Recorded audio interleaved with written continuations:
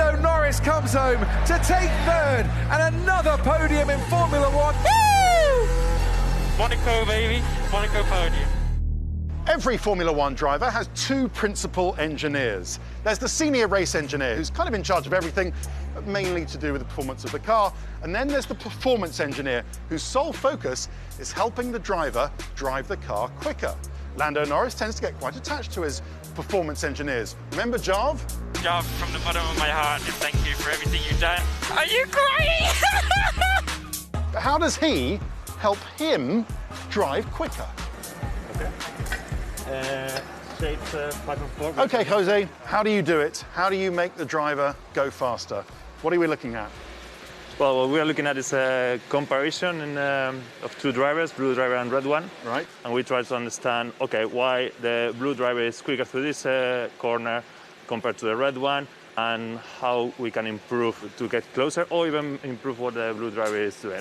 Okay, so you've got thousands of channels of information coming from all the sensors on the car, but you only prioritize throttle, steering, brakes. Pretty much we simplify a little bit what is all the sensors that a Formula One car has, and we focus on the ones that record the driver's inputs. So let's delve into that engineering cave of wonders. The blue driver is actually Carlos Sainz, the red driver is Lando, and this is a lap from last year when they were teammates. And the driver inputs Jose is talking about are, from top to bottom, gears, steering trace, the time difference between Carlos and Lando, known as the delta, car speed from peaks on straights to troughs in corners, while the bottom two are the brake and throttle traces.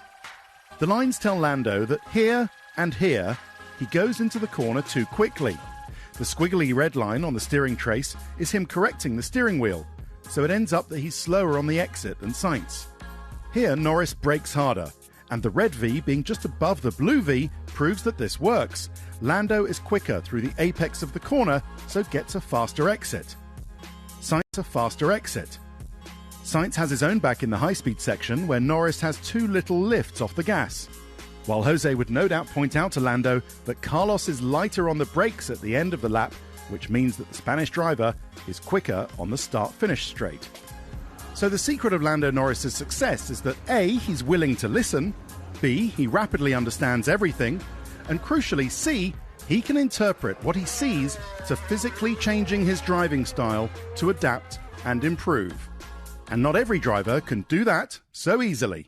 I would say I'm a bit of a geek. I like my computers and so on, it's what I do whenever I'm at home. So anything I really look at on a computer is what I look at anyway, is just stuff to directly help me.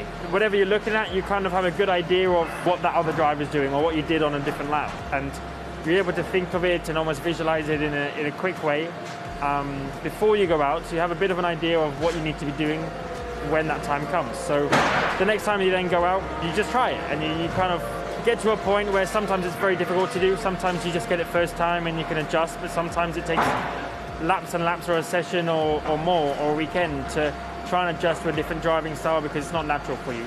By having that role, it frees me up to do other things, and then as we come together as a team, we hopefully bring the most performance to the car. So is your main skill what? Driver communication, coaching, or is it like data analysis really? I think it's a combination of them. You need to have the technical side of the data analysis and understand what all those channels are telling us, but as well a huge part of a human factor, no? It's that communication with a professional driver, sports person, that you need to extract the most from him. Sometimes getting the confidence in him gives you more lap time than actually do the very last detail right. It's not just finding someone that works straight away. You have to take time, sometimes maybe over a whole year, trying to understand the guy so you're able to communicate and work flawlessly.